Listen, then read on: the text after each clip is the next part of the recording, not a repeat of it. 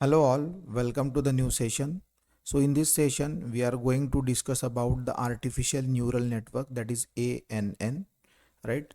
Now we know about deep learning. We know that the deep learning is about the development of neural networks, right? So here we need to understand how neural network works, how artificial neuron works, right. So उसके लिए सबसे पहले हमें इसका basic जो introductory part है कि artificial neural network या फिर आर्टिफिशियल न्यूरॉन जिसे हम कहते हैं वो क्या कॉन्सेप्ट है और वो कहाँ से आया है, उसका बैकग्राउंड क्या है. ठीक है. उसके बाद हम डिटेल वर्क न्यूरल नेटवर्क कैसे करता है वो भी हम डिस्कस करेंगे. तो आज के सेशन में हम बेसिकली ये डिस्कस करने वाले हैं कि आर्टिफिशियल न्यूरल नेटवर्क आखिर है क्या और उसका बेस कहाँ से आया है. ठीक है. तो उसमें हम परसेप्ट्रॉन के बारे में डिस्कस करेंगे. Perceptron is nothing but the neuron, right. So neuron का कॉन्सेप्ट कहाँ पे आया है, कहाँ से आया है, फिर आर्टिफिशियल न्यूरॉन किसे कहते हैं, राइट. तो उसके जो डिफरेंट इंपॉर्टेंट टर्म रिलेटेड है जो कि आर्टिफिशियल न्यूरल नेटवर्क्स में हम यूज़ करते हैं वो टर्म्स के बारे में हम डिस्कस करेंगे. उसके बाद नेक्स्ट सेशन में हम इसका डिटेल वर्किंग देखेंगे. ठीक है. क्योंकि आपको सेम कॉन्सेप्ट के ऊपर कुछ न्यूमेरिकल्स भी पूछे जाते हैं एग्जाम पॉइंट ऑफ व्यू से. तो वो न्यूमेरिकल डायरेक्टली सॉल्व करने से अच्छा है कि आप पहले उसके पीछे का बैकग्राउंड सारा समझ लो. अगर आप न्यूमेरिकल डायरेक्ट सॉल्व करोगे तो आपके लिए थोड़ा डिफिकल्ट रहेगा. ठीक है. So let's start the session. So here direct neural network के बारे में स्टार्ट करने से पहले हम थोड़ा हिस्ट्री समझते हैं कि भाई एग्जैक्टली ये न्यूरल नेटवर्क है क्या और न्यूरॉन किसे कहते हैं, राइट. आपने बायोलॉजिकल न्यूरॉन के बारे में सुना होगा या फिर पढ़ा होगा, राइट. जो कि ह्यूमन ब्रेन्स में होते हैं, राइट. जिससे ह्यूमन ब्रेन वर्क करता है. जैसे मान लो अगर कोई आपको डिसीजन लेना होता है, जैसे आपने आपने आपके सामने अगर मान लो कुछ आपको गर्म चीज़ आपने छू लिया तो आपको तुरंत आपका दिमाग बोलता है कि भाई वहाँ से आपका हाथ हटाना है क्योंकि वो चीज़ गर्म है, राइट. तो ये जो सारा डिसीजन मेकिंग प्रोसेस है ना, ये आपके न्यूरॉन्स के थ्रू होता है, जो कि न्यूरॉन्स इंफॉर्मेशन आपके दिमाग तक पहुंचाता है, राइट. सो ये हो गया आपके बायोलॉजिकल न्यूरॉन के बारे में, राइट. सो यहाँ पे आर्टिफिशियल न्यूरॉन का मतलब क्या है कि similar to the biological neuron एक ऐसा न्यूरॉन बनाना कि वो भी हमें उसी तरीके से डिसीजन प्रोवाइड करे, right. So basically here the difference between the biological neuron and artificial neuron is neurons are the fundamental unit of nervous system specialized to transmit the information to the different part of body. So this is about the biological neuron. ये जो definition है ये मैं biological neuron के बारे में बात कर रहा हूँ. ये आप देख सकते हो बायोलॉजिकल न्यूरॉन, ये बायोलॉजिकल न्यूरॉन है. तो इसमें ये डेंड्रिट्स, सोमा, एक्सॉन, ये जो सारी इसकी अलग अलग टर्म्स होगी जो इसके बारे में हम डिटेल में नहीं जाने वाले, राइट. सो ये सारी बायोलॉजिकल टर्म्स है. तो जो इंसानी दिमाग में जो भी न्यूरॉन्स होते हैं ना वो उसी तरीके से दिमाग को इंफॉर्मेशन पहुंचाते हैं और उसी तरीके से आपका दिमाग दिमाग प्रोसेस करता है, ब्रेन प्रोसेस करता है, राइट. तो ये सिमिलर कॉन्सेप्ट जो है वो यहाँ पे डीप लर्निंग में हम यूज करते हैं और इसे कहते हैं आर्टिफिशियल न्यूरॉन. और ये आर्टिफिशियल न्यूरॉन से आपका बनता है artificial neural network, that is ANN, right. So अभी यहाँ पे आप देख सकते हो artificial neuron is also called as a perceptron, units और नोड्स. जो ये न्यूरॉन है उसे आप परसेप्ट्रॉन भी कह सकते हो, यूनिट्स भी कह सकते हो या फिर नोड्स भी कह सकते हो, right. Are the simplest element और building blocks in a neural networks. मतलब न्यूरल नेटवर्क्स बिल्ड करने के लिए जो एक इम्पॉर्टेंट एलिमेंट है वो आपका है neuron, right. Artificial neuron. So they are inspired by the biological neuron that are found in a human brain, right. So similarly जो biological neuron है उसका ही रिप्लिका, उसको ही मिमिक करने की कोशिश यहाँ पे की गई है ताकि जैसे ह्यूमन बीइंग डिसीजन लेते हैं उसी तरीके से हम एक मशीन को भी डिसीजन लेने के लिए उसको ट्रेन करें, right. So this is the basic introduction about the biological neuron and artificial neuron, right. So I hope आपको ये समझ में आ गया होगा. अभी इसके बारे में हम डिटेल डिस्कस करेंगे. Forget about this biological neuron. ये बस एक कॉन्सेप्ट कहाँ से आया है ये समझने के लिए हमने इसके बारे में डिस्कस किया. ये चीज़ें आपको ज़्यादा इसके ध्यान देने की ज़रूरत नहीं है. ये आपको कोई एग्जाम में भी नहीं पूछने वाला, ठीक है। अभी यहाँ पे इम्पोर्टेंट जो चीज़ है वो हमारे लिए है कि ये जो आर्टिफिशियल न्यूरॉन है इसको डिस्कस करना, राइट। इसकी जो इम्पोर्टेंट टर्म्स है वो डिस्कस करना। जैसे हमने लास्ट जब हमने डीप लर्निंग डिस्कस किया था तब हमने देखा था कि there are some input layer, right, जहाँ से हम इनपुट प्रोवाइड करते हैं, मतलब फीचर्स देते हैं X1, X2, X3, these are the features, right. और ये जो सारे फीचर्स हैं इसमें हम वेट प्रोवाइड करते हैं W1, W2, W3, W3 और बायस देते हैं, बायस एक टर्म है, right. So all these are the term related to the neural network. और ये है आपका फाइनली न्यूरॉन, जहाँ पे पूरा का पूरा प्रोसेस होता है। एक्चुअली यहाँ पे दो स्टेप्स होती है, जहाँ पे पहले आपका जो वेट और जो फीचर्स है उसका मल्टीप्लिकेशन होता है, उसके बाद हम एक्टिवेशन फंक्शन देते हैं, एक्टिवेशन फंक्शन अप्लाई करते हैं। अभी एक्टिवेशन फंक्शन के बारे में भी हम डिस्कस करेंगे। There are lots of activation function we can use, like sigmoid function है, उसके बाद लीकी रेलू है, रेलू फंक्शन है, टैन फंक्शन है। So these are the different types of activation function. और उसके बाद यहाँ पे वो मैथमेटिकल प्रोसेस कंप्लीट होने के बाद आपको फाइनली आउटपुट मिलता है, राइट। सो एक बेसिक वर्किंग हो गया आपका आर्टिफिशियल न्यूरॉन का। तो this is about the artificial neuron. अभी हम ये जो मैंने सारी टर्म्स के बारे में बात किया यहाँ पे, जैसे फीचर्स, उसके बाद ये वेट्स, बायस, राइट, सो इसके बारे में हम डिस्कस करेंगे। These are the different important term related to the artificial neuron और artificial neural network, right. So move towards next. So here, next important part is layers of neural network, right? So now we know about the artificial neuron. अभी artificial neuron का use करके, artificial neuron का use करके हम artificial neural network कैसे बनाते हैं। अभी नेटवर्क क्या मतलब क्या होता है कि नंबर ऑफ थिंग्स, राइट, तो वो होता है नेटवर्क, राइट। जैसे नंबर ऑफ कनेक्शन हम बोलते हैं, तो हम बोलते हैं कि है भाई हमारा नेटवर्क बहुत स्ट्रांग है। तो नेटवर्क स्ट्रांग होना मतलब हमने हमारे कनेक्शन बहुत अच्छे हैं, राइट। सो उसी तरीके से अगर हम न्यूरल नेटवर्क के बारे में बात करें, तो अगर हमें आर्टिफिशियल न्यूरॉन के बारे में बताएं, तो network is nothing but the this network of this neurons, right. So ये जो है ना, ये ग्रीन कलर में आपको दिख रहे हैं, ये सारे हैं न्यूरॉन्स, राइट। ये सिमिलर, ये सारे न्यूरॉन्स है।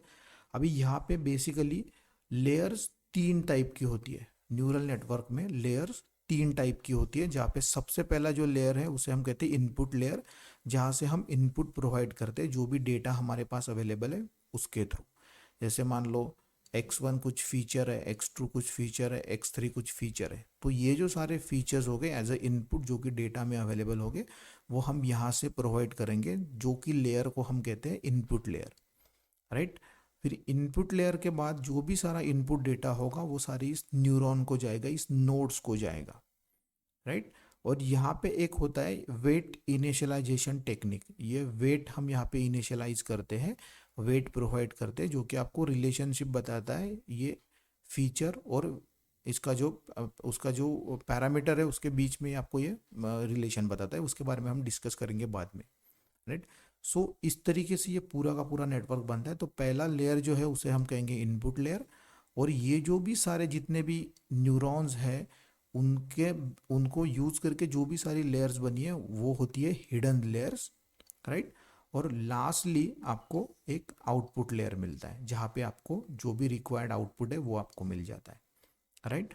तो यहाँ पे एक तो आपको एक समझना पड़ेगा कि मल्टी लेयर न्यूरल नेटवर्क और सिंगल लेयर न्यूरल नेटवर्क।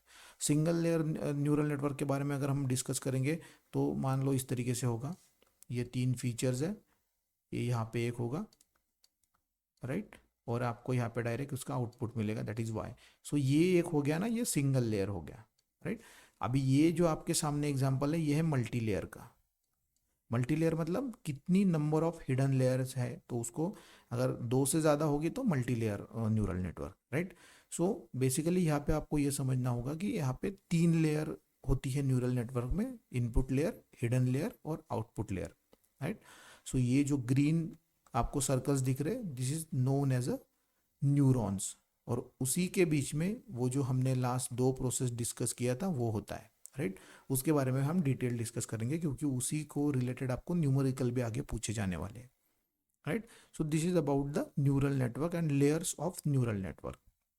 आई होप आपका ये पॉइंट क्लियर हो गया होगा, right? So next important term related to the neural network. अभी जिन सारी टर्म्स के बारे में मैंने बात की, जैसे फीचर्स क्या होते हैं, वेट्स क्या है, बायस क्या है, राइट? सो वो जो डिफरेंट डिफरेंट टर्म्स है जो कि इंपॉर्टेंट है related to the neural network, उसके बारे में हम थोड़ा डिस्कस कर लेंगे। So here first one is a weight, जो कि हम डब्ल्यू से डिनोट करते हैं, right? So weights are the parameter associated with the connection between the neurons in a neural networks. So ये जो weights है ना, ये एक पैरामीटर है जो कि न्यूरल नेटवर्क से रिलेटेड है, और ये हमें connection between the neurons in a neural network के बारे में इंफॉर्मेशन प्रोवाइड करता है, right? So here each connection has an associated weight with the represent which represent the strength and importance of that connection. मतलब ये जो connection है ना यहाँ पे जो बना हुआ, यहाँ पे मान लो एक वेट होगा, तो ये क्या रिप्रेजेंट करेगा कि ये दोनों का कनेक्शन की जो स्ट्रेंथ है ना वो रिप्रेजेंट करेगा ये वेट, जो कि उसके लिए वेट दिया होगा। उसी तरीके से हर एक जो भी कनेक्शन है उसके लिए वेट होगा अलग से। जैसे मान लो ये W2, W3, W4, तो ये जो वेट्स हो गए ना, ये खाली इस लेयर के लिए हो गए। अगर आप यहाँ से डाटा फिर यहाँ पे जाएगा तो यहाँ पे भी आपको जो वेट्स हो वो अलग मिलेंगे। तो ये जो वेट्स होते हैं ना वो इन दोनों के कनेक्शन का स्ट्रेंथ बताते हैं, राइट? सो वही यहाँ पे मेंशन करने की कोशिश की है। So the weights determine how much influence the input of one neuron has has on the output of other neuron, right?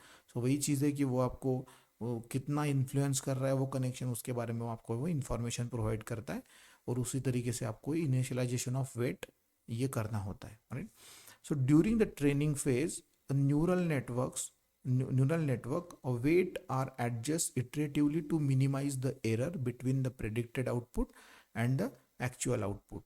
So यहाँ पे बेसिकली होता क्या है ना कि आपको अगर आउटपुट चाहिए तो हमें हमेशा आउटपुट ऐसा चाहिए कि वो मतलब एररलेस आउटपुट हो। जैसे हम अगर मशीन लर्निंग के भी बारे में बात करें तो वहाँ पे भी हमने डिस्कस किया था कि आउटपुट हमें मैक्सिमम चाहिए जहाँ पे एरर कम हो। तो यहाँ पे भी सेम चीज़ हम करने की कोशिश करते हैं कि आपको जो एरर हो वो हम मिनिमाइज करने की कोशिश करते हैं। तो एरर मिनिमाइज कैसे होता है या न्यूरल नेटवर्क्स में, जो वेट एडजस्ट हम करते हैं, ये जो डब्ल्यू की वैल्यू हम एडजस्ट करते हैं, उसके हिसाब से आपका जो एरर का वैल्यू है वो कम कम होते जाता है, ताकि आपका जो प्रेडिक्टेड आउटपुट है और एक्चुअल आउटपुट है उनके बीच का डिफरेंस ज़्यादा ना रहे। अगर उनके बीच का डिफरेंस ज़्यादा रहता है तो इसका मतलब एरर बहुत ज़्यादा है, अगर एरर ज़्यादा है तो आपको आउटपुट कम मिलेगा, राइट? सो डीप लर्निंग में एरर हम कम कैसे करते हैं न्यूरल नेटवर्क्स में?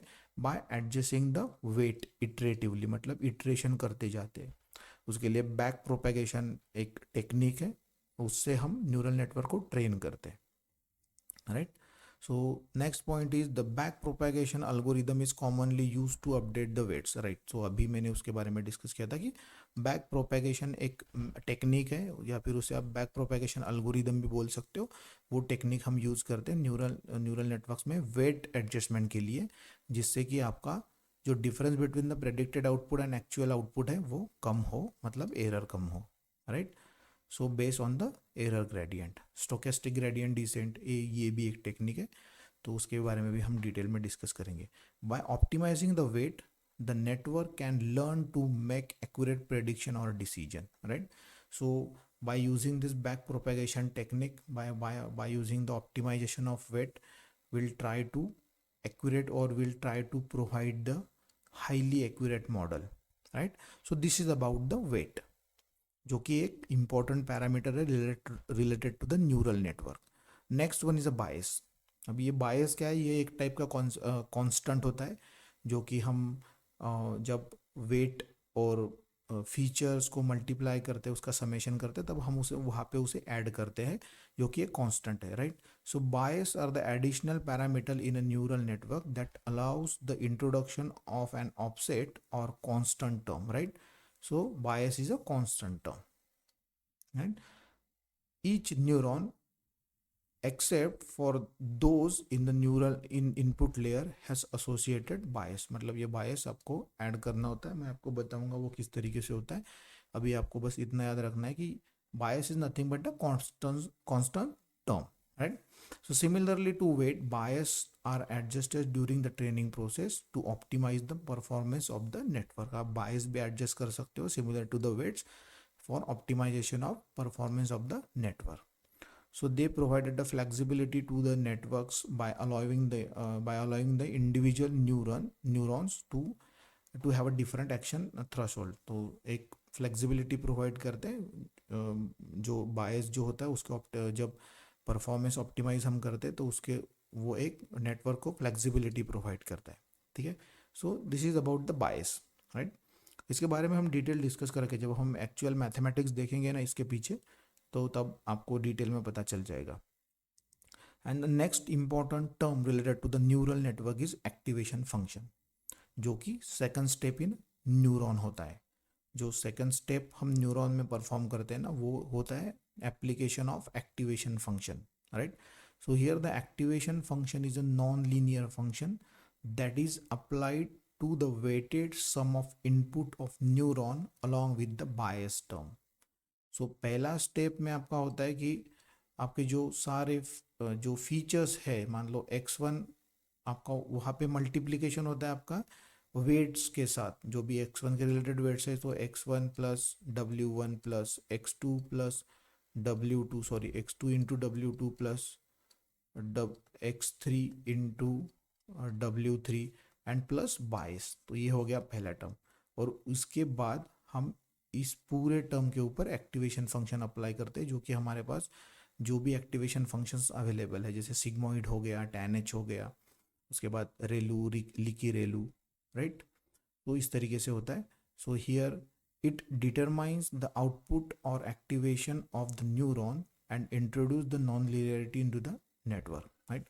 सो basically the activation function serves the two main purpose. जो एक्टिवेशन फंक्शन हमें दो पर्पस के लिए हम यूज़ करते, तो उसमें सबसे पहला जो है वो इंट्रोड्यूस द नॉन लीनियरिटी, जो भी नॉन लीनियरिटी है मॉडल में अवेलेबल, तो उसके रिलेटेड वो इंफॉर्मेशन प्रोवाइड करता है। Non linear activation function enables the network to complete the complex relationship and capture the non linear pattern in the data. So अगर नॉन लीनियर पैटर्न होगे तो वो हमें उसे आइडेंटिफाई करके देगा, राइट। अगेन नॉर्मलाइज और scale the output, right. So scale the output is nothing but वो एक सिमिलर एक स्केल पे लाके रख देता है जो भी आउटपुट आपको चाहिए उसको।